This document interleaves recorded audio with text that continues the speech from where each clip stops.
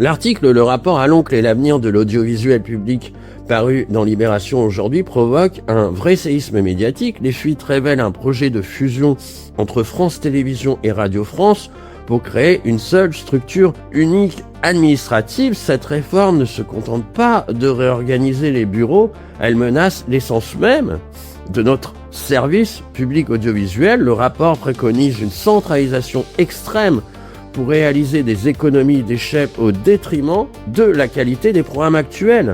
Les journalistes craignent une perte d'indépendance face à une direction nommée pour appliquer les ordres du gouvernement français actuel. Des secteurs clés comme l'investigation ou la création documentaire originale pourraient être sacrifiés sur l'autel financier pur désormais. Libération souligne que cette logique comptable ignore les besoins culturels des citoyens qui financent ce système chaque jour, ici et maintenant. La fusion des rédactions risque d'uniformiser le traitement de l'actualité en réduisant la diversité des opinions ainsi exprimées.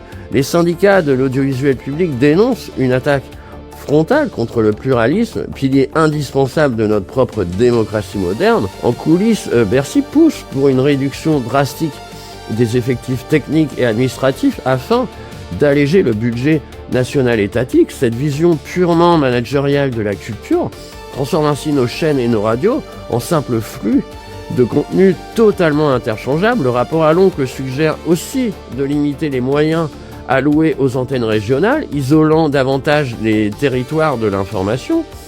Alors, beaucoup d'auditeurs et de téléspectateurs s'inquiètent de voir leur émission favorite disparaître au profit de formats purement commerciaux. La gauche dénonce, elle, un démantèlement programmé du patrimoine audiovisuel au profit d'intérêts privés qui attendent sagement leur heure. Les tensions montent au sein de la maison de la radio où les mouvements de grève commencent à s'organiser. Il s'agit d'un enjeu de souveraineté numérique. Affaiblir le service public laisse le champ libre aux plateformes étrangères.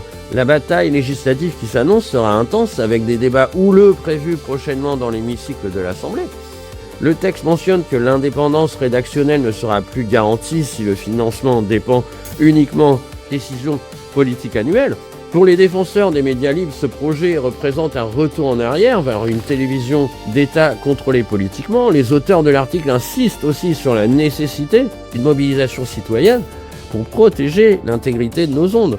On assiste à une transformation radicale du paysage médiatique français qui pourrait modifier durablement nos habitudes de consommation d'infos. Le rapport à l'oncle prévoit également de mutualiser les plateformes numériques de diffusion pour concurrencer les géants du streaming mondial actuel. Mais sans moyens financiers supplémentaires, cette ambition technologique semble vouée à l'échec ou à une médiocrité de contenu flagrante. Chaque citoyen doit prendre conscience que la fin de l'audiovisuel public tel qu'on le connaît est désormais possible. Libération conclut en affirmant que le silence gouvernemental sur les garanties d'indépendance est extrêmement préoccupant pour notre futur commun.